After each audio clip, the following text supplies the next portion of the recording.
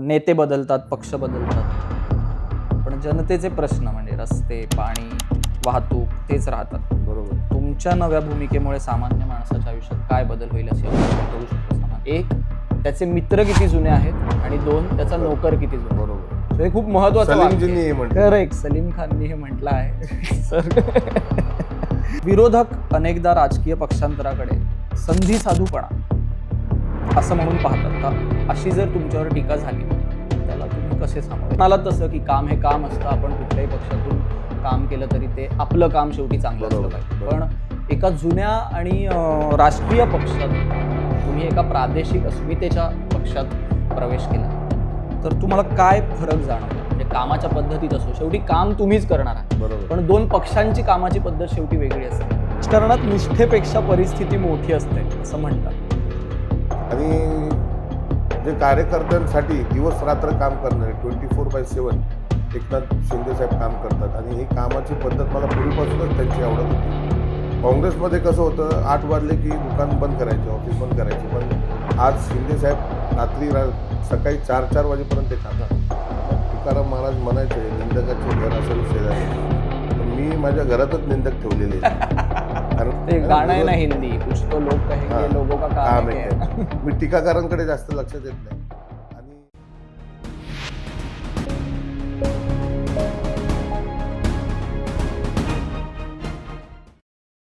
मध्यंतरी एक स्लोगन खूप फेमस झालं होतं महाराष्ट्रात की कुठे नेऊन ठेवलाय महाराष्ट्र माझा.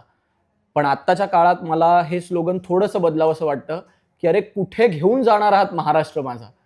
काय, सत्ता मिळवणं खूप सोपं असतं, पण सत्ता टिकवून ठेवणं खूप कठीण असतं. राजकारणात शब्द खूप दिले जातात पण उत्तरं खूप कमी, आणि जनता ही शब्दांवर कमी आणि उत्तरांवर जास्त विश्वास ठेवते. काय, इथे मतं नाही, विश्लेषण आहे. आणि म्हणूनच हा संवाद खास तुमच्यासाठी घेऊन आलोय. आपण विचारणार आहोत थेट प्रश्न. नमस्कार, मी निमिष कुलकर्णी आपल्या सगळ्यांचं स्वागत करतो आपल्या पॉलिटिकल पॉडकास्टमध्ये, ज्याचं नाव आहे आपला नगरसेवक. आणि आज आपल्या सोबत आहेत आपले पाहुणे, जे आहेत कल्याण डोंबिवली महानगरपालिकेच्या नगरसेवक पदासाठीचे उमेदवार माननीय श्री सचिन दादा पोटे. नमस्कार. नमस्कार सर, खूप खूप खूप स्वागत आहे तुमचं आमच्या पॉडकास्टमध्ये. 2000 साली माझ्या मते आपण राजकारणात एंट्री केलीत. त्याच्यानंतर 2000 साली ते युथ काँग्रेसचे उपाध्यक्ष म्हणून तुमची नियुक्ती झाली होती. त्याच्यानंतर 2005 साली तुम्ही नगरसेवक म्हणून निवडून आलात. 2010 साली तुम्हीच नाही तर तुमच्या पत्नी देखील, दोघं एकत्र निवडून आलात. आणि 2015 साली तुमच्या पत्नी पुन्हा एकदा निवडून आल्या. त्याच्यानंतर आत्ता इलेक्शन होणार आहे थेट. तर असं म्हणायला हरकत नाही की 2005 ते 2025 20 वर्ष T20 खेळल्यासारखे तुम्ही खेळतच आहात आणि पुढे देखील असेच खेळत राहाल आणि या कल्याण डोंबिवली महानगरपालिकेत राहून विकास करत राहाल. याच तुम्हाला शुभेच्छा. पुन्हा एकदा खूप खूप स्वागत. धन्यवाद. कोळशेवाडी या भागात तुम्ही उभ्या आहात आपल्या कल्याण पूर्वमध्ये. कधीपासून तुम्ही इथे असता सर? मी जवळ 2 वर्षाचा असल्यापासून, माझे वडील मुंबईतून, माझा जन्म कांजूरमार्गचा आहे आणि वडील व्यवसायाच्या निमित्ताने मुंबईहून कल्याणला आले. म्हणजे जवळपास आता मला 46 वर्ष झाले मी कल्याण पूर्वमध्येच राहतोय. अच्छा, तर तेव्हापासून तुम्ही कोळशेवाडीमध्ये कोळशेवाडीमध्ये. त्याच्यामुळे तुम्हाला हा प्रभाग, हा विभाग काही नवीन नाही, प्रचंड जुना आहे. सर, तुमच्या पत्नी जान्हवी सचिन पोटे, सौ जान्हवी सचिन पोटे 2010 साली आणि 15 साली नगरसेविका म्हणून इथे निवडून आल्या आणि त्यानंतर त्या कार्यरत होत्या. आपलं लग्न कधी झालं सर? माझं लग्न 2002 साली झालं. आणि 2005 साली तुम्ही नगरसेवक म्हणून निवडून आला. असं म्हणायला नाही हरकत नाही की लेडी लक तुमच्या बाबतीत खूप खरं ठरलं. लग्न झालं आणि तुम्ही नगरसेवक म्हणून प्रत्येक यशस्वी पुरुषाच्या मागे नाही, पण ती माझ्या सतत बरोबर राहिली म्हणून मी आजपर्यंत यशस्वी झालो. नाही, खरंय. माझा सगळ्यात पहिला प्रश्न जो तुम्हाला माझ्या मते गेल्या 1-2 महिन्यात बऱ्याच लोकांनी विचारलाच असेल, पण तरीही मी नव्याने विचारतोय. असं समजा की काँग्रेसमध्ये प्रदीर्घ काळ तुम्ही काम केलं. 2000 साली देखील तुम्ही युथ काँग्रेसचेच उपाध्यक्ष म्हणून नियुक्ती झाली तुमची, तुम्ही निवडून आलात. त्याच्यानंतर 2025 सालापर्यंत आपण म्हणूया तुम्ही काँग्रेसमध्येच काम केलं. तर एक 25 वर्षाच्या या प्रदीर्घ कालावधीनंतर आपण दुसऱ्या पक्षात म्हणजे शिवसेनेत पक्षांतर केलं. तर त्याचं काही खास कारण? काही कारण असं नाही आहे की मी जवळपास 25 वर्ष काँग्रेसमध्ये काम केलं आणि 2000 ते 2014 पर्यंत महाराष्ट्रामध्ये काँग्रेसची सत्ता होती. बरोबर. आणि 2014 नंतर महाराष्ट्रात काही केंद्रात पण काँग्रेस केंद्रातनं पण केंद्रातही नव्हती आणि महाराष्ट्रातही नव्हती. बरोबर. म्हणजे मी सत्ता असताना देखील मी काम केलेलं आहे पक्षात आणि गेली 11 वर्ष सत्ता नसताना देखील मी विरोधात काम केले, संघर्ष केला, आंदोलन केले, मोर्चे केले, धरणे आंदोलन केले, लोकांचे प्रश्न सोडवण्यासाठी काँग्रेस पक्षाच्या माध्यमातून जे काही मला करता येईल सर्वसामान्यांचा आवाज म्हणून ते मी केलं. पण काही कारणास्तव म्हणजे जसं भाजपमध्ये आता सध्या इन्कमिंग असतं, काँग्रेसचेच अनेक नेते किंवा कार्यकर्ते त्यांना प्रवेश देऊन त्यांना तिकीट देण्यात येतं, बरोबर. उमेदवारी देण्यात येतं. तसंच माझ्या कल्याण डोंबिवलीमध्ये जे भाजपमध्ये होते, जे पूर्वी माझ्यासोबत काँग्रेसमध्ये होते, नंतर भाजपमध्ये गेले आणि त्यांना परत पक्षात घेऊन काही 6 महिन्यापूर्वी त्यांना जिल्हाध्यक्ष बनवण्याच्या तयारीत आमची पक्षश्रेष्ठी होते. मग शेवटी विचारधारा जी काँग्रेसची होती, मग भाजपची आणि काँग्रेसची विचारधारा सारखीच झाली. मग मी विचार केला की जर असं होत असेल, आपण इतक्या संघर्षाच्या काळात काँग्रेस सोबत राहिलो आणि काँग्रेसने मला असं नाही की जी ओळख माझी कल्याण डोंबिवलीमध्ये सचिन पोटे म्हणून आहे ती फक्त आणि फक्त काँग्रेसमुळेच आहे. पण तरी विचार केला की आता आणि संघटन म्हणजे झिम्बाब्वेची टीम घेऊन जर वर्ल्ड कप जिंकायचा असेल तर तसं होत नव्हतं 11 वर्षात. म्हणून मी विचार केला की आपण आणि विचार फक्त मी स्वतःसाठीच नाही केला, मी सगळे जे माझे मित्रपरिवार आहेत, माझे कुटुंबातील सदस्य आहेत, सगळ्यांना विचारात घेऊन माझे प्रभागामध्ये राहणारे नागरिक आहेत, तर त्यांनी सांगितलं की शिवसेना हा पक्ष आहे, तळागाळातला पक्ष आहे. तर तिथे आजपर्यंत आम्ही तुमचं ऐकलं, आमच्या मनात नसताना आम्ही काँग्रेसला तुमच्यासाठी मतदान करायचो, आज आमच्यासाठी तुम्ही विचार करा आणि म्हणून मी शिवसेना हा पक्ष निवडला. म्हणजे असं म्हणायला हरकत नाही की ही राजकीय अपरिहार्यता नव्हती, तर हे तुमच्या विचारांचं परिवर्तन होतं आणि यात तुम्हाला सगळ्यांनीच साथ दिली. बरोबर आहे. पण मग जिल्हाध्यक्ष पदाचा राजीनामा देताना तुम्ही असं म्हटलं होतं की तुम्ही कार्यकर्त्यांशी चर्चा करूनच निर्णय घेणार. हो बरोबर. तर तुम्ही ती कार्यकर्त्यांबरोबर चर्चा केलीच असेल. हो तर बरोबर. काय कौल मिळाला तुम्हाला मग? कौल मला 80% शिवसेनाच मिळाला. कारण माझ्या या कल्याण पूर्वमध्ये बऱ्याच अंशी कोकणातली मंडळी कोकणातली लोक राहतात आणि त्यांच्या रक्तातच शिवसेना आहे. कारण बाळासाहेबांचे विचार घेऊन कोकणी माणूस चालतो. बरोबर. आणि तो 80% कौल मला शिवसेनाच मिळाला. त्याच्यामुळे मी शेवटी विचार केला की आपण शिवसेनेत जाऊनच काम केलं पाहिजे. शेवटी काम हे काम असतं, ते कुठल्याही पक्षात राहून आपण करू शकतो. खरं आहे. ते तुम्ही म्हणालात तसं की काम हे काम असतं, आपण कुठल्याही पक्षातून काम केलं तरी ते आपलं काम शेवटी चांगलं असलं पाहिजे. पण एका जुन्या आणि राष्ट्रीय पक्षातून तुम्ही एका प्रादेशिक अस्मितेच्या पक्षात प्रवेश केलात, तर तुम्हाला काय फरक जाणवला? म्हणजे कामाच्या पद्धतीत असो, शेवटी काम तुम्हीच करणार आहात, बरोबर. पण दोन पक्षांची कामाची पद्धत शेवटी वेगळी असते. कामाच्या पद्धतीत हा फरक जाणवला मला की जे काँग्रेसमध्ये संघटन असेल त्यामध्ये काँग्रेस कोकण पट्ट्यात म्हणतोय मी, बऱ्याच अंशी कमकुवत झाली होती. कारण कोकणामध्ये एकही आमदार काँग्रेसचा नाही, एकही खासदार काँग्रेस नाही. गेली अनेक वर्ष कोकणामध्ये कुणी नेताच नाही आणि त्याच्यामुळे जी ताकद आपल्याला मिळायला पाहिजे होती कार्यकर्ता म्हणून, ती कधीच गेल्या 20 वर्षात मिळाली नाही. शिवसेनेच्या बाबतीत उलट आहे की शिवसेनेमध्ये मी आल्यानंतर शिवसेनेचेच जे कार्यकर्ते आहेत ते जास्त त्यांना आनंद झाला, माझ्या प्रभागातल्या लोकांना आनंद झाला. तळागाळातला कार्यकर्ता फक्त वडापाव खाऊन काम करणार शिवसेनेत आहे. हा फरक मला संघटनच्या बाबतीत मला जाणवला. जे बूथपासून वॉर्डपर्यंत, ब्लॉक म्हणजे शहराध्यक्षपर्यंत शिवसेनेचं संघटन खूप मोठं आहे आणि काम करायला मजा येते शिवसेनेमध्ये. वा. मग तुम्हाला असं म्हणायचं आहे की सामान्य माणसाच्या जवळ जाण्याची पद्धत जास्त या पक्षाकडून तुम्हाला जाणवते. बरोबर. की अगदी अतिसामान्य माणूस देखील आपलासा करून हा पक्ष पुढे चालतो. वा. खरं तर तुम्ही पक्षांतर जेव्हा केलं तेव्हा कल्याणच्या राजकारणात काँग्रेसला मोठा धक्का बसला अशी चर्चा रंगली होती. तर आता नव्या पक्षात तुमची पहिली प्राथमिकता काय असेल? की जे काही तुमचे जुने सहकारी आहेत ते तुम्ही जो काही आता निर्णय घ्याल आणि पुढे चालाल त्याच्यात तुमच्यासोबत येतील का, असं तुम्हाला वाटतं का? माझ्यासोबत अनेक शहराध्यक्ष म्हणजे जवळपास 4 ते 5 शहराध्यक्ष माझ्यासोबत माझ्या पक्षात आले. त्यांनाही घेऊन मी काम करणार आहे. पण प्रमुख कारण म्हणजे शिवसेनेचे जे नेते आहेत आमचे, माननीय एकनाथरावजी शिंदे, बरोबर, हे काही सोन्याचा चमचा घेऊन जन्माला आले नव्हते. ते देखील संघर्षातून म्हणजे अगदी रिक्षा चालवण्यापासून फिशरीज कंपनीमध्ये काम करण्यापासून त्यांनी इथपर्यंत त्यांचा प्रवास आहे. महाराष्ट्राचे मुख्यमंत्री झाले आणि त्यांचे आणि माझे संबंध नेहमीच चांगले राहिले. डॉक्टर श्रीकांत शिंदे हे खासदार आहेत कल्याणपूर्वचे. हो. मी गेले 20-25 वर्ष काँग्रेसचा नगरसेवक आहे. तरी देखील निवडून आल्यानंतर त्यांनी हा भेदभाव कधी केला नाही आणि मला सरळ हस्ते त्यांनी या प्रभागासाठी निधी उपलब्ध करून दिला. तर ही जी मानसिकता आहे की निवडणूक ही फक्त निवडणुकीच्या काळापुरतीच मर्यादित असते. त्यानंतर त्यांनी कधीही कुठला पक्ष बघितला नाही आणि जे कार्यकर्त्यांसाठी दिवस रात्र काम करणारे 24/7 एकनाथ शिंदेसाहेब काम करतात आणि ही कामाची पद्धत मला पूर्वीपासूनच त्यांची आवडत होती. काँग्रेसमध्ये कसं होतं 8 वाजले की दुकान बंद करायचे, ऑफिस बंद करायचे. पण आज शिंदेसाहेब सकाळी 4-4 वाजेपर्यंत ते काम करतात. खासदारही श्रीकांत शिंदेसाहेब काम करतात आणि माझीही कामाची पद्धत सारखीच आहे. मी पण 24/7 लोकांसाठी उपलब्ध असतो.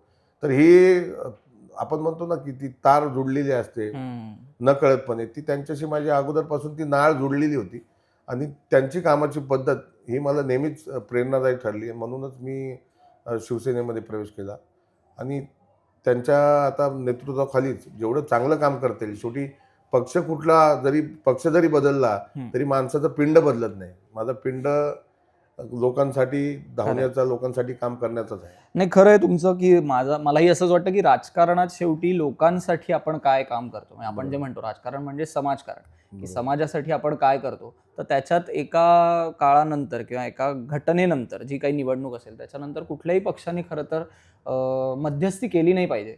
कारण शेवटी माणूस हा समाजासाठीच काम करत राहणार आहे आणि तेच तुम्ही करत राहाल अशी आम्हाला आशा आहे.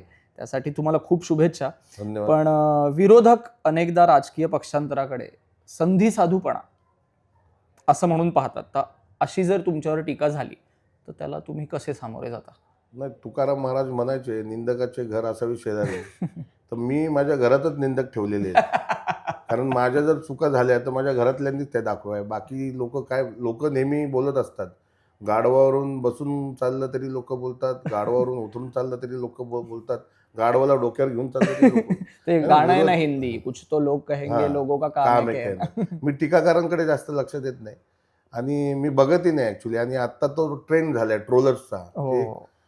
एक अनोळखी कंपनीच एक प्रकारची, त्यांना दुसरं काही काम नसतं. पण मी बघतच नाही माझ्यावर कोण टीका करतं. मी माझं काम करत राहतो. पण राजकारणात काम करताना पक्षाची शिस्त आणि लोकांचे प्रश्न यात कधी संघर्ष होतो का तुमचा? म्हणजे कधी कधी असं असतं की पक्षाची शिस्त काहीतरी वेगळं सांगत असते पण लोकांचे प्रश्न काहीतरी वेगळं खुणवत असतात. तर ते तुम्ही कसं बॅलन्स करता? नाही, पक्षाची शिस्त म्हणण्यापेक्षा माणसाला स्वतःलाच शिस्तीत राहायला हवं. मी स्वतः मिलिटरी स्कूलमध्ये लोणावळ्याला शिकलेलो आहे आणि मिलिटरी स्कूलमध्ये शिक्षण घेतल्यानंतर ती जी शिस्त लहानपणापासून लागली आहे त्या शिस्तीतच मी काम करतो. पण जर एखादी गोष्ट मला मान्य नसेल आणि पक्ष सांगणार असेल करायला तर ती मी करत नाही. मी लोकांच्या बाजूनीच कौल देतो. लोकांना जे आवडेल, लोकांना जे पसंत असेल तेच काम मी करतो. जर चूक तिथं चूक म्हणायला मी कधी काँग्रेसमध्ये असतानाही घाबरलो नाही आणि शिवसेनेत काम करताना मी पुढेही घाबरणार नाही. वाह. त्याच्यामुळे प्रथम आमचं जे ॲसेट्स आहेत ती लोक आहेत. लोक आम्हाला निवडून देतात म्हणून आम्हाला ओळख मिळते, म्हणून आम्हाला नाव मिळतं.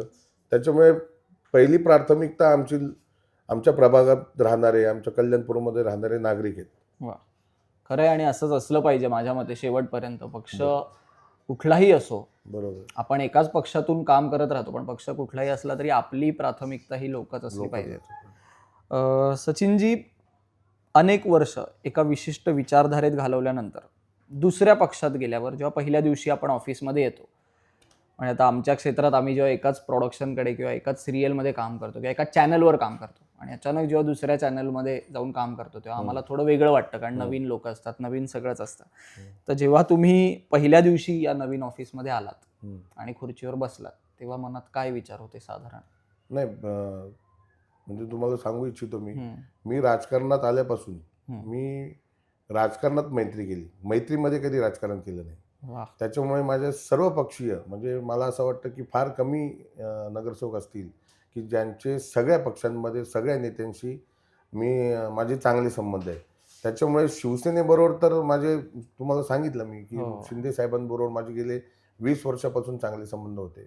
अनेक विषयांमध्ये त्यांनी मला मदतही केली होती. त्याच्यामुळे जसं मी भाषणात देखील म्हटलं होतं प्रवेशाच्या वेळी, एखादी अरेंज मॅरेज असेल आणि ती जर नवीन घरात गेली तर तिला स्वभाव समजायला वेळ लागतो. वेळ सासूचा स्वभाव कसा, सासऱ्याचा स्वभाव कसा, दिराचा स्वभाव कसा, अनेक नातेवाईकांचा स्वभाव कसा. पण एखाद्याचं लव्ह मॅरेज असेल तर त्याला आधीच माहिती असतं की हे कुठल्या पद्धतीने काम करतात, हे कसे वागतात. त्याच्यामुळे माझं लव्ह मॅरेज असल्यामुळे मला जास्त त्रास होणार नाही. तुमच्या खऱ्या आयुष्यात देखील तुमचं लव्ह मॅरेज आहे की अरेंज? लव्ह कम अरेंज आहे. अच्छा, म्हणजे हे साधारण तसंच आहे तसंच जसं आहे. आता राजकारण हे लव्ह कम अरेंज मॅरेज. वा वा वा. तुम्ही खूप महत्वाचं आणि खूप छान वाक्य बोललात मगाशी, की आत्ता म्हणजे या प्रश्नात, की राजकारणात तुम्ही मैत्री केली पण मैत्रीत कधीच राजकारण केलं नाही. आणि त्याच्यामुळेच आय गेस हे आपल्या आयुष्यात देखील हाच फंडा असला पाहिजे तरच आपले मित्र. असं म्हणतात की मी एका मोठ्या माणसाचं वाक्य ऐकलं होतं की माणूस कसा आहे हे ठरवायचं असेल तर 2 गोष्टींवरून ठरवता येतं. एक, त्याचे मित्र किती जुने आहेत आणि 2, त्याचा नोकर किती जुना आहे. बरोबर आहे. सो हे खूप महत्वाचं वाक्य सलीमजींनी आहे. हे म्हटलं. करेक्ट, सलीम खाननी हे म्हटलं आहे. सर तर राजकारणात निष्ठेपेक्षा परिस्थिती मोठी असते असं म्हणतात. तर तुमच्या बाबतीत हा निर्णय निष्ठेचा होता की परिस्थितीचा? नाही, निष्ठा तर माझी लोकांवर आहे. राजकारणामध्ये आता निष्ठा आणि या सगळ्या गोष्टी अंधश्रद्धा झालेल्या आहेत. जी परिस्थिती आता सध्या जी तुम्ही परिस्थिती बघताय, बघतोय. तर निष्ठा, श्रद्धा हे सगळे अंधश्रद्धा मी मानतो. निष्ठा ही लोकांवर असली पाहिजे, खरं. पक्ष कुठलाही असू दे. त्यामुळे राजकारणामध्ये आणि परिस्थिती तुमची फील्ड असेल किंवा राजकारणाची फील्ड असेल किंवा कुठलीही कॉर्पोरेट फील्ड असेल, परिस्थिती ही खालीवर होत राहते. बरोबर. ते मानवी स्वभाव आहे. त्याच्यामुळे प्रत्येक माणसाच्या आयुष्यात परिस्थिती अप अँड डाऊन होत राहते. तर त्याला आपण सामोरे जायचं असतं. त्याच्यामुळे परिस्थितीचा मी कधी विचार केला नाही. खूप छान वाटतंय खरंच बोलून, म्हणजे आपल्या माणसासोबत बोलल्यासारखं वाटतंय. मला देखील छान वाटतं. थँक्यू. अनेकदा असं म्हटलं जातं की नेत्याची ताकद ही त्याच्या कार्यकर्त्यांमध्ये असते. बरोबर आहे. तुमच्यासोबत येणारा कार्यकर्ता, आता तुम्ही जिथे चालला आहात तिथे तुमच्यासोबत जे काही येणारे कार्यकर्ते आहेत, तर तुम्हाला असं वाटतं का की त्यांचं तुमच्या विचारांवर प्रेम आहे की ते सत्तेच्या आशेवर तुमच्यासोबत आलेत? नाही नाही, त्यांचं माझ्या कामाच्या पद्धतीवर प्रेम आहे. त्यांनी मला गेले 20-25 वर्ष काम करताना बघितलं आहे. आणि कार्यकर्ता जो असतो ना, कधीच तो आपला पक्षाचा नोकर नसतो. तो स्वतःची कामं सांभाळून, त्याचं नोकरी व्यवसाय सांभाळून तो पक्षासाठी काम करत असतो. कार्यकर्ता हा फुलपाखरासारखा असतो. त्याला अलगदरित्या सांभाळावं लागतं. कारण आपण त्याला कुठल्याही पगारावर ठेवलेलं नसतं. कार्यकर्ता हा जसं आपलं बॅकबोन असतो आपल्या शरीरामध्ये, पाठीचा कणा, तसा कार्यकर्ता हा कुठल्याही पक्षामध्ये असताना तो पाठीचा कणा असतो. खरं. आणि तो नेहमी ताठ असतो. वा. त्या कार्यकर्त्यांना नेहमी आपण सांभाळून घेतलं पाहिजे. कारण ते कुठल्याही म्हणजे निष्पक्षपणे किंवा कुठलीही अपेक्षा न करता ते कुणासाठी, म्हणजे आता माझे कार्यकर्ते आहेत, ते माझ्यासाठी काम करत असतात. त्यामुळे त्यांना देखील विचारात घेऊन जे काही निर्णय घेतो मी, ते त्यांना पण विचारात घेऊनच करतो. त्यामुळे ते माझ्यासोबत आहे. आणि मी कधीच की माझं कुठे चुकत असेल, आणि मला जर परमेश्वराने आपल्याला 2 कान दिलेत, शरीराची जी रचना आहे आपली, 2 कान दिलेत, 1 तोंड दिले, कमी बोला आणि जास्त ऐका. वा. त्याच्यामुळे मी जास्त ऐकून घेत असतो आणि कमी बोलत असतो. आपल्या चेहऱ्याची ठेवण जर बघितली तुम्ही, हे तोंडाची जी रचना आहे ती मायनस आहे आणि कानाची प्लस आहे. म्हणजे तुम्ही जितकं जास्त बोलाल तितकं तुम्ही मायनस व्हाल, आणि जितकं जास्त ऐकाल की तुम्ही प्लस व्हाल. त्याच्यामुळे मी जास्त ऐकून घेत असतो. फार छान बोलता बरं का तुम्ही. फार छान वाटतंय. विरोधकांबद्दल आपण थोडं बोलूया, की विरोधकांनी तुमच्यावर केलेल्या टीकेपैकी अशी कोणती टीका आहे का की जी थोडी मनाला लागली, आणि एकतर मनाला लागली म्हणून तुम्हाला, आपल्याला कितीही नाही म्हटलं तरी आपण माणूस आहोत, थोडा त्रास तर होतो, किंवा मग तुम्हाला अंतर्मुख केलं, तुम्हालाच विचार करायला लावला की असं का बोललं असेल?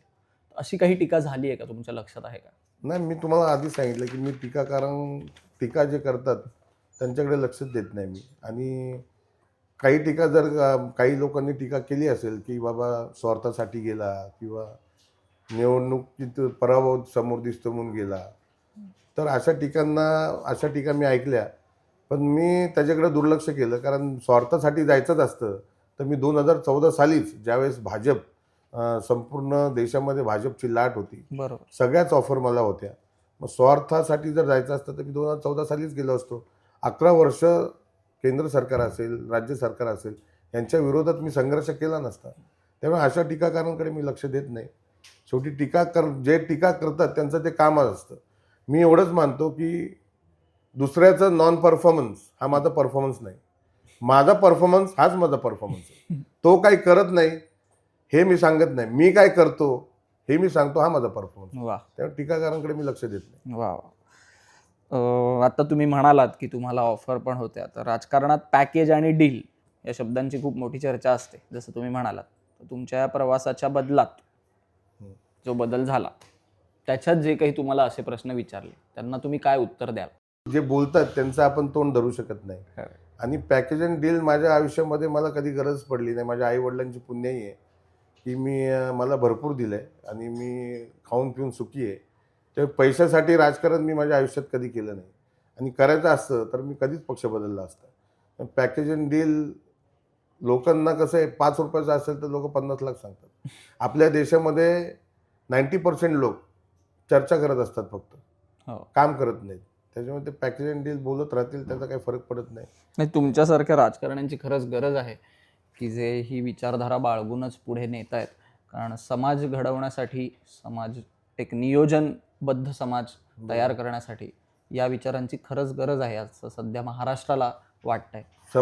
समाज जो आहे ना, त्याची जर तुम्ही फोड केली तर स म्हणजे समंजस, म म्हणजे माणसं आणि ज म्हणजे जमाव. समंजस माणसांचा जमाव याला समाज म्हणतात. करेक्ट. वा वा वा वा वा सर, तुम्ही फार, म्हणजे मला असं वाटतंय हे स्क्रिप्ट तुम्ही लिहिलं असतं तर म्हणजे जास्तच मजा आली असती. आता आजच्या राजकारणात साम दाम दंडभेद यापैकी तुम्ही कुठल्या सूत्राचा जास्त वापर करता? कुठलंच नाही. मी कामाला जास्त महत्त्व देतो आणि जो माणूस काम करतो त्याला ह्या गोष्टींची गरज पडत नाही. कुठलीच गरज पडत नाही. साम दंड जेवढं प्रेमाने जग जिंकता येतं तेवढं बाकी ते कशाने जिंकता येतं. खरंय. नेते बदलतात, पक्ष बदलतात, पण जनतेचे प्रश्न म्हणजे रस्ते, पाणी, वाहतूक तेच राहतात. बरोबर आहे. तुमच्या नव्या भूमिकेमुळे सामान्य माणसाच्या आयुष्यात काय बदल होईल अशी अपेक्षा ठेवू शकतो सामान्य माणूस? नाही, खरं तर मी तुम्हाला म्हणजे बॅकग्राऊंड सांगतो कल्याण डोंबिवलीचं. कल्याण डोंबिवलीची महापालिकेची स्थापना 1983 साली झाली. बरं. त्या स्थापनेनंतर लगेच निवडणुका अपेक्षित होत्या, पण त्या निवडणुका 1995 साली झाल्या. म्हणजे जवळपास 12 वर्ष कल्याण डोंबिवलीमध्ये प्रशासकीय राजवट होती. आणि त्या प्रशासकीय राजवटीमध्ये अनेक ठिकाणी अनधिकृत बांधकामं झाली. चाळी झाल्या, झोपडपट्टी झाल्या, ज्या आरक्षित भूखंड होते त्याच्यावरही म्हणजे मी खास करून कल्याण पूर्वचं सांगेल. कल्याण पश्चिम वेल डेव्हलप आहे त्या मानाने. खडकपाडा वगैरे आता तुम्ही बघताय चांगलं डेव्हलप होते. पण कल्याण पूर्वमध्ये जो DP प्लॅन प्रमाणे जो डेव्हलपमेंट व्हायला पाहिजे होती तिथे अनेक ठिकाणी म्हणजे 90% अनधिकृत बांधकाम झाल्यामुळे कल्याण पूर्व आहे तसंच आहे. कारण मी स्वतः 40 वर्ष राहतोय. कधी कधी आम्हालाही लाज वाटते की लोकप्रतिनिधी असून कामाचा इथं स्कोप नाही. पण आता माननीय एकनाथरावजी शिंदे साहेबांनी जी क्लस्टर योजना आणली आहे ती कल्याणपूरमध्ये लागू झाली आहे. आणि मला आनंद होईल कल्याणपूरमध्ये लोकांना सांगायला की ती सुरुवात माझ्या प्रभागातून झाली आहे. कोळशावडी म्हणून झाली. 3 प्रकारचे सर्वे देखील झालेत. बायोमेट्रिक सर्वे ज्याला म्हणतात. आणि आता एका ठिकाणी पायलट प्रोजेक्ट म्हणजे एक आमचा काही भाग आहे तिथं तो करून इथल्या सामान्य लोकांना जो त्यांच्या घरावर अनधिकृत टॅक्स नावाचा शिक्का येतो तो काढून त्यांना इमारतीमध्ये स्वतःचं घर म्हणजे मिनिमम 350 फुटाचं घर, त्यांच्या हक्काचं घर त्यांना मिळणार आहे. आणि ह्या क्लस्टर योजनेमध्ये ग्राउंड असणारे, बगीचा असणारे, रस्ते मोठे असणारे. त्याच्यामुळे ही जर योजना इथे राबवली यशस्वीपणे तर निश्चितपणे येणाऱ्या 5 वर्षात कल्याण पूर्व कल्याण पश्चिमपेक्षा जास्त तुम्हाला डेव्हलप होताना दिसेल. वा. इथले रस्ते आता U टाईपचा रस्ता आहे. काल स्वतः शिंदे साहेब इथे त्यांची सभा झाली, खासदारांची सभा झाली, रॅली झाली. शिंदे साहेबांनी जाहीर सभेत सांगितलं की हा जो U टाईपचा रस्ता तुम्ही बघताय हा प्रमुख रस्ता आहे कल्याणपूरचा. तो खूप अरुंद आहे. तो 80 फूट रस्ता आता प्रयोजन त्याचं झालेलं आहे. त्याचं टेंडरही निघालं आहे. पण ह्या 80 फूट रस्त्यामध्ये जे बाधित लोक आहेत, ज्यांची घरं जात आहेत, ज्यांची दुकानं जातात, त्यांचं पुनर्वसन कल्याण पूर्वमध्ये केल्यानंतरच हा रस्ता म्हणजे त्याचं काम सुरू होणार आहे. याचं कारण कल्याण पूर्व हे आता खूप मोठं टर्मिनस होतं आहे. जवळपास 800 कोटीचं कामं डॉक्टर श्रीकांत शिंदेंच्या माध्यमातून कल्याण पूर्वला होत आहेत. कारण कल्याण पश्चिमेला रेल्वे डेव्हलप करायला स्कोप नाही. कल्याण पूर्वला रेल्वेची खूप जागा असल्यामुळे यापुढे कल्याण स्टेशन हे महत्त्वाचं स्टेशन असणार आहे. सर्व येणाऱ्या बाहेरगावून जे मेल येतात, एक्सप्रेस येतात, त्यांचं शेवटचं स्टेशन कल्याण असणार आहे. आणि कल्याणपासून फक्त जे लोकल ट्रेन आहेत ते कल्याणपासून विटीपर्यंत जाणार आहे. त्यामुळे अनन्यसाधारण महत्त्व कल्याण पूर्वला येणार आहे. त्याच्यामुळे नक्कीच कल्याण पूर्वचा विकास येणाऱ्या 5 वर्षात तुम्हाला बघायला मिळेल. वा, तुम्ही म्हणताय ती योजना लवकरात लवकर इथे यावी बरोबर. आणि या शहराचा, या प्रभागाचा, संपूर्ण महाराष्ट्राचाच विकास होत राहावा हीच आमची अपेक्षा आहे. कारण सामान्य माणूस शेवटी हीच अपेक्षा ठेवून असणार आहे की आमचा विकास काय असतं. सामान्य माणसांच्या खूप मूलभूत गरजा असतात आणि खूप बेसिक आवश्यकता असतात. बरोबर. त्यांना असं असतं की सकाळी मी कामावर निघालो की मला वाहतूक कोंडी नकोय, बरोबर आहे. मी घरी आलो की मला शांतता हवी आहे, मला काही धांगडधिंगा नकोय, मला 2 वेळचं खायला महिलांची मिळालं पाहिजे. सुरक्षितता. करेक्ट. माझ्या मुलांना खेळायला काहीतरी बगीचा असला पाहिजे, महिलांची या गोष्टी सुरक्षितता ते असली तुम्हाला पाहिजे. आपण आता तक्रार करतो की आता हल्लीची मुलं मोबाईलमध्येच गेम खेळत हो. असतात, मोबाईलच्या बाहेर पडत नाही. हो. पण जर शहरामध्ये तुम्ही मैदानच नसतील खेळण्यासाठी, स्वतःचं कला गुण दाखवणं, स्पोर्ट्समध्ये अनेक मुलं असतात, त्यांना जर स्पोर्ट्स कॉम्प्लेक्सच नसेल तर मुलं मोबाईलवरच असणार. करेक्ट. त्यामुळेच आता कल्याण पूर्वमध्ये खासदार श्रीकांत शिंदे साहेब यांच्या प्रयत्नातनं 100 फुटी रोडला मोठं स्पोर्ट्स कॉम्प्लेक्सचं भूमिपूजन निवडणुकीनंतर होणार आहे. म्हणजे एक कल्याण पूर्वातल्या जे टॅलेंटेड मुलं आहेत त्यांना एक व्यासपीठ पण उपलब्ध येणाऱ्या काही वर्षात होणार आहे. वा वा वा वा. राजकारणाकडे खरं तर म्हणजे आता कुठल्याही समाजाचा किंवा कुठल्याही देशाचा, कुठल्याही राज्याचा विकास हा त्याच्या तरुण वर्गावर जास्त अवलंबून असतो बरोबर. असं आपल्याला वाटतं कायमच. कारण तरुण वर्ग हा जास्त पर्सेंटेजमध्ये आपल्या कुठल्याही देशात असतो. आत्ता आपल्या समाजात किंवा आपल्या राज्यात तरुण वर्ग थोडा राजकारणाकडे संशयाने बघतो असं वाटतं का? आणि असं वाटत असेल तर ते का वाटतं? नाही, मी तरुण वर्गांना एवढंच आवाहन करेल की आज आपण म्हणतो की भारत ही तिसरी महासत्ता होणार आहे. याचं कारणच हे आहे की आपल्या देशामध्ये सर्वाधिक तरुणांची संख्या, म्हणजे जगभरात जर आपण बघितलं तर सर्वाधिक तरुणांची संख्या म्हणजे 18 ते 35 वयापर्यंतची सर्वात जास्त लोकसंख्या तरुणांची आपल्या भारतातली आहे. आणि पुढची जर आपलं तिसरी महासत्ता व्हायचं असेल तर आपलं देश संपूर्णपणे तरुण जे आपल्या देशात त्यांच्यावर अवलंबित आहे. आणि मला असं वाटतं आज पूर्वी वाचन असायचं, पूर्वी म्हणजे जॉईंट फॅमिली असायची, एकमेकांची अटॅचमेंट असायची, पण ती आता कुठे कमी होताना दिसते. चर्चा होत नाही. त्यामुळे चर्चेतनं जे आता तुम्ही आम्ही बोलतो तर चर्चेतनं काहीतरी चांगलं बाहेर निघतं. पण हल्लीची मुलं चर्चा करत नाही. मला असं वाटतं कुठल्याही जे तरुण असतील त्यांना मी आवाहन करेल की कुठलाही विषय असेल ते फक्त फेसबुक किंवा सोशल मीडियावर फॉरवर्ड किंवा शेअर करून चालत नाही. तर तुम्ही त्याच्यामध्ये जाऊन डीपली की नक्की हे खरं आहे का खोटं आहे हे बघणं मला असं वाटतं आजच्या तरुणांना गरजेचं आहे.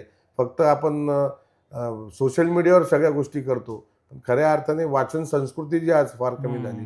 तरुणांनी वाचायला हवं, अभ्यास करायला हवा, त्याच्यानंतरच त्यांची मतं प्रदर्शित करायला हवी असं मला सध्या तरी अगदी महत्त्वाचा संदेश आहे असं मी म्हणेन. कारण काय आहे, मैत्री पण हल्ली सोशल मीडियावर इतकी पटापट होते, त्या मैत्रीला काही अर्थ नसतो. जो माणूस तुम्हाला भेटतो, ज्याला तुमच्याशी बोलता येतं, काहीतरी संवाद साधता येतो, चर्चा करता येते, जसं तुम्ही आता म्हणाला, ती खरी मैत्री असते. लोक हल्ली सोशल मीडियावरच्या मैत्रीला पण चॅट करतात आणि त्याला खूप महत्त्व देतात.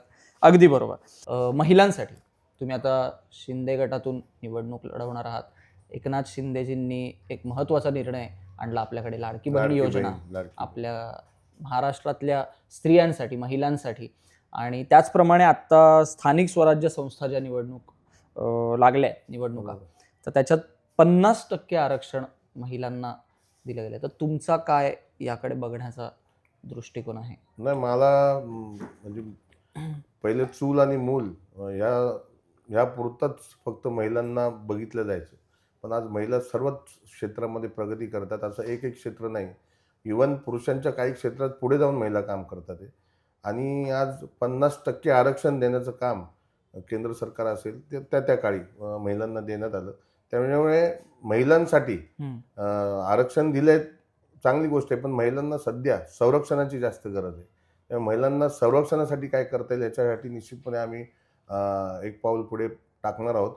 दुसरी गोष्ट म्हणजे महिलांना म्हणजे आमचं शशिकला दत्तात्रय पोटे चॅरिटेबल ट्रस्ट आहे आमची. त्या माध्यमातून माझं एक ड्रीम आहे की महिलांसाठी गृहउद्योग उभारून त्यांच्या हाताला काम देऊन त्यांना घरच्या घरी रोजगार कसा मिळेल हा माझा प्रयत्न राहणार आहे. कल्याणपूर्वमध्ये सर्वसामान्य 70% लोक हे सर्वसामान्य कॅटेगरीत मोडतात आणि फक्त घरात स्किल असून सुद्धा कुठलं व्यासपीठ उपलब्ध नसल्यामुळे त्या घरीच असतात, दुसरं काही करू शकत नाही.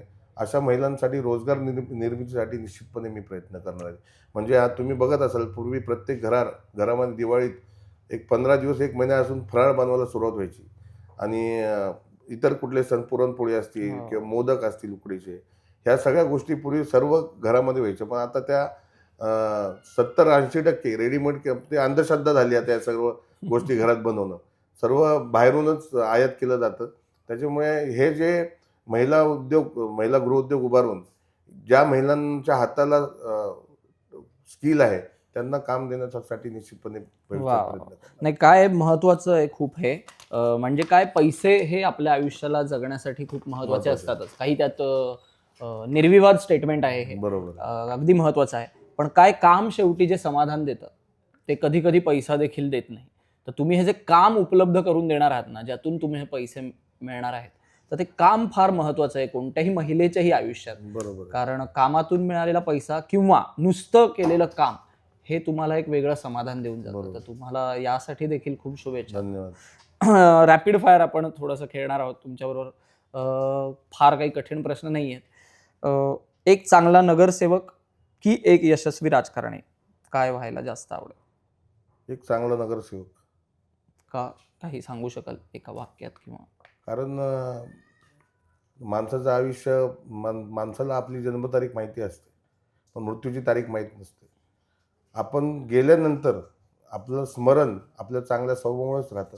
तर एक चांगला माणूस होणं मला निश्चितपणे, किंवा चांगला नगरसेवक म्हटले पाहिजेत लोक की चांगला नगरसेवक. मेल्यानंतर सगळेच कौतुक करतात पण तरी त्यातल्या त्यात अशी इच्छा आहे की आपल्याला चांगलं म्हणावं लोकांनी. बर, राजकारणात तडजोड करावी लागते काहीतरी, तर तडजोड ही तुम्हाला गरज वाटते की तुमची कमजोरी वाटते?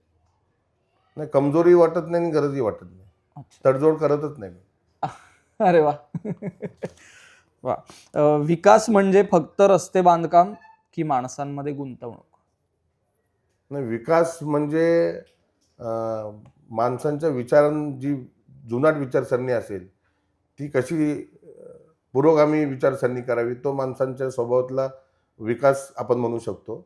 आणि शेवटी कुठल्याही शहरामध्ये जर विकास करायचा असेल तर सर्वात महत्त्वाचं जे असेल तर तिथले रस्ते. ज्या शहरामधले रस्ते मोठे आहेत त्या रस्त्यांचा विकास झपाट्याने होतो. वा. तुमच्या प्रभागासाठी आता आपण या प्रभाग क्रमांक 12चा विचार करूया, कोळशेवाडी. तर एक गेम चेंजर काहीतरी निर्णय घ्यायचा असेल तर काय असेल तो? क्लस्टर डेव्हलपमेंट, जो मगाशी तुम्ही सांगितलं. वा.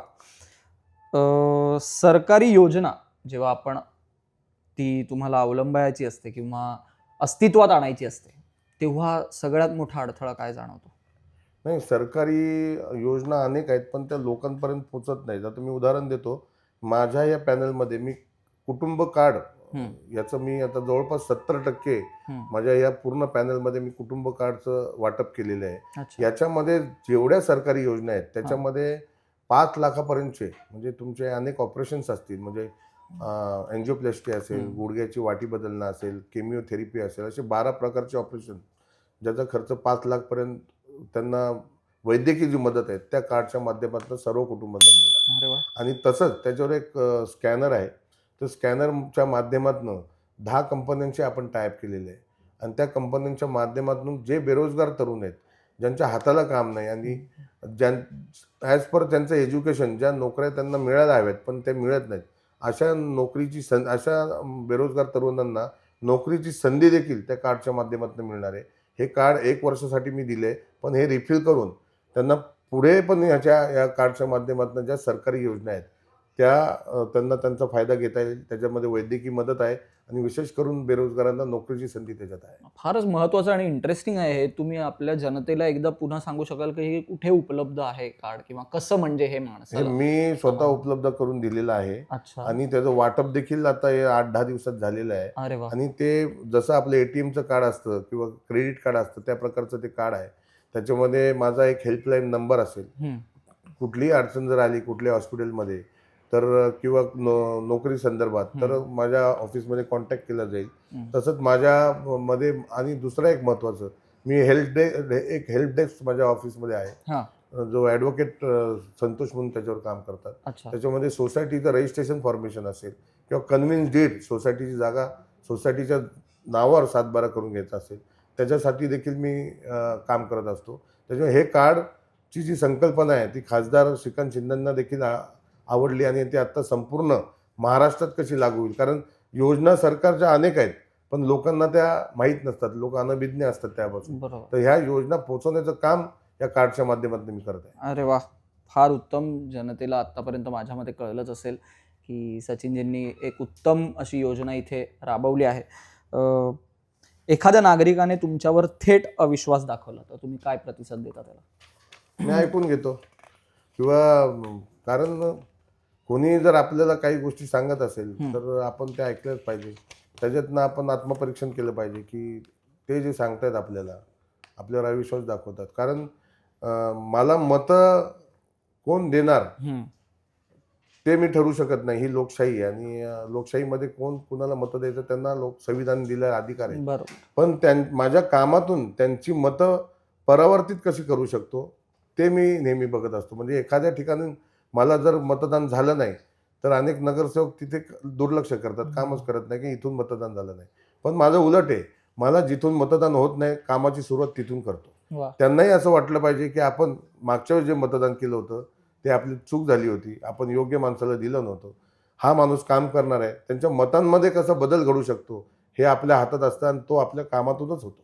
सोशल मीडियावर होणारं ट्रोलिंग जसं आपण मगाशी बोललो, तर तुम्हाला काही त्यातून म्हणजे सोशल मीडियावर जर तुमच्यावर ट्रोलिंग झालं तर ते तुम्हाला बदलतं की तरी तुम्ही अजून ठाम बनता त्याच्यावर? सोशल मीडियाला नेहमी मी म्हणतो सोशल मीडिया म्हणजे आपण जेवढं सोसू तेवढं त्याचा आपल्याला त्रास होतो. त्याच्यामुळे सोशल मीडियाचे कमेंट्स बघत नाहीत आणि लाईक्स पण त्याच्याकडे दुर्लक्ष करतो. आपण प्रत्यक्षात आपल्याला किती लाईक्स मिळतात आयुष्यामध्ये त्याला जास्त मी महत्त्व देतो आणि आपल्याकडनं काही चुका होत असतात. माणूस आहे शेवटी, चुकतो तो माणूस. आपल्या चुका दाखवणारे मित्र आपण जर बरोबर ठेवले तर सोशल मीडियाची फारशी गरज नाही. वा वा. खूप नाजूक प्रश्न आहे. जनतेच्या अपेक्षा कधी कधी अवास्तव वाटतात का? निश्चितपणे. कारण निवडणुकीमध्ये ज्यावेळेस उमेदवार उभा असतो त्यावेळेस जर एक मतदारांनी त्याला विचारलं तर आम्हाला तुम्ही चंद्रावर नेणार का, आम्ही हो म्हणतो. म्हणजे कुठल्याही गोष्टी जर जनतेने विचारल्या तर आम्ही नाही म्हणतच नाही. कारण निवडणूक जिंकायची असते. पण त्यांच्या अपेक्षाही तशा उंचावतात आणि 100% माणूस प्रयत्न करू शकतो, 100% अपेक्षा पूर्ण नाही करू शकत. मग ते वैयक्तिक देखील असेल त्या देखील आपण 100% करू शकत. ही पारदर्शकता खूप महत्त्वाची आहे. इतकं प्रॅक्टिकल असणं खरं तर गरजेचं आहे. सचिनजी, मगाशी तुम्ही ज्या कार्डचा उल्लेख केलात जे तुम्ही लोकांसाठी आणलेत तर ते हेच कार्ड आहे? हां, हेच कार्ड आहे. ते अशा प्रकारचं हे कुटुंब कार्ड असणार आहे आणि या कार्डच्या माध्यमातून 1 वर्षभर लोकांना वैद्यकीय मदत, मग त्याच्यामुळे अनेक ऑपरेशन्स असतील ते मोफत केले जातील. आणि या कार्डच्या मागे असं एक स्कॅनर आहे. हे स्कॅन केल्यानंतर जे आम्ही 10 कंपन्यांशी टायअप केले त्या कंपन्यांच्या माध्यमातून जे बेरोजगार तरुण आहेत त्यांना नोकरीची संधी या कार्डच्या माध्यमातून उपलब्ध होणार आहे. कल्याण डोंबिवलीमध्ये मी पहिला उमेदवार असेल ज्याने ही संकल्पना, म्हणजे शासनाच्या योजना लोकांना माहिती आहेत पण त्या लोकांपर्यंत पोचत नाही.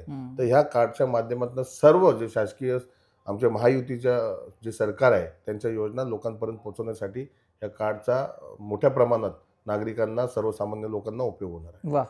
म्हणजे सोशल मीडियाचा किंवा आत्ताच्या यंत्रणेचा, टेक्नॉलॉजीचा कसा उपयोग व्हावा तर असा व्हावा. तर जनतेला मी हीच विनंती करेन किंवा आवाहन करेन की या कार्डचा लाभ घ्या. बरोबर. त्याच्यानंतर आता शेवटचे 2 प्रश्न रॅपिड फायरमध्ये. आत्ताच्या घडीला राजकारणात तुम्ही कोणाला फॉलो करता? एकनाथ शिंदे साहेबांना. एकनाथ शिंदे साहेब. आणि एक महत्त्वाचा प्रश्न की तुमच्या आत्ता तुम्ही म्हणालात की तुम्ही पक्षांतर केल्यानंतर म्हणा किंवा इतकी वर्ष, आता तुम्ही गेली 25 वर्ष तुम्ही राजकारणात आहात, खूप मोठा प्रवास आहे तुमचा हा, तर यात खूप सहकारी तुमच्यासोबत आहेत. काही असे असतील की ते अगदी 2000 सालापासून आत्तापर्यंत आहेत, काही मध्ये जॉईन झालेत, काही असे असतील की जे मध्ये सोडून गेले परत आले, काही असे असतील की जे गेले. पण जे तुमच्यासोबत आत्ता आहेत इतकी वर्ष, गेली काही वर्ष, त्यांच्यासाठी जर काहीतरी आवाहन करायचं असेल तर काय आवाहन? नाही, नक्कीच मी तुम्हीच मगाशी म्हटलात की सलीमजी जे मोठे लेखक आहेत हां. की माणसाची श्रीमंती त्याचा मित्र किती जुना आणि त्याचा नोकर किती जुना याच्यावरून ठरते.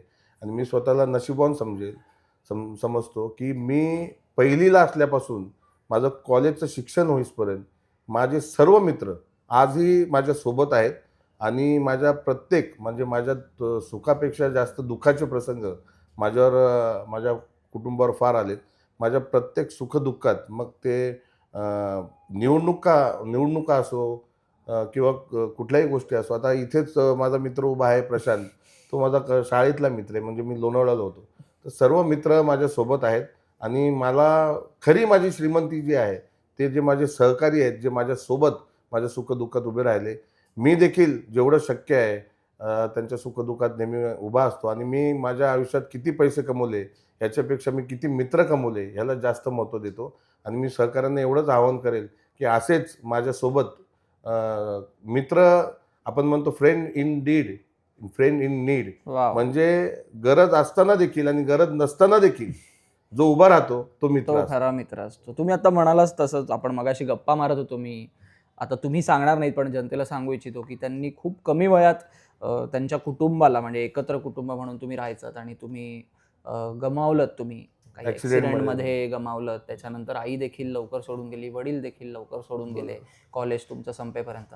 आणि त्याच्यानंतर मला असं वाटतं की आपण आपल्या पद्धतीने, नातेवाईक तर आपल्यासोबत असतातच, पण आपण आपल्या पद्धतीने आपल्या चॉईसनी चूज केलेले ते आपले मित्रच मित्र असतात. असतात. आणि ते जोपर्यंत आपल्यासोबत असतात, तर सहकाऱ्यांना आवाहन करायला सांगितल्यावर तुम्ही सहकारी न म्हणता त्यांना मित्र म्हणालात, यातच सगळं काही आलं. बरोबर. तर सहकाऱ्यांनाही मित्र म्हणून तुम्ही जर पुढे घेऊन जात असाल तर तू या प्रभागाचा आणि या समाजाचा, या राज्याचा, या देशाचा विकास असाच पुढे होत राहील असं मला वाटतं. तुम्हाला पुन्हा एकदा खूप खूप शुभेच्छा. धन्यवाद. खूप खूप धन्यवाद. आज तुम्ही आमच्याबरोबर इथे जॉईन झालात, आम्हाला इतकी छान मुलाखत दिली. खरं सांगू तर काही गोष्टी तुम्ही बोलत होतात तेव्हा मला असं वाटलं की ऐकत राहावं, मध्ये मला तुम्हाला डिस्टर्ब करावं असं अजिबात वाटत नव्हतं. पण आपले काही नियम आहेत, आपल्याला थोडाच वेळ लोकांशी संवाद साधता येतो. प्रेक्षकांना म्हणण्यापेक्षा मी मतदारांना, आपल्या नागरिकांना सांगू इच्छितो की आपला नगरसेवकच्या आजच्या भागात इथे वेळ झाली आहे निरोपाची. आजचे आपले पाहुणे माननीय श्री सचिनजी पोटे, आपल्याशी अतिशय मनमोकळेपणाने त्यांनी संवाद साधला आणि त्यांच्या कामाचा प्रवास मांडला, त्यांच्या आयुष्याचा प्रवास मांडला असं आपण म्हणूया. त्याबद्दल पुन्हा एकदा आपले खूप खूप आभार. धन्यवाद. Thank you sir. मी तुमचा होस्ट निमिष कुलकर्णी तुमची रजा घेतो. हा भाग तुम्हाला कसा वाटला प्लीज आम्हाला कमेंट्समध्ये कळवा.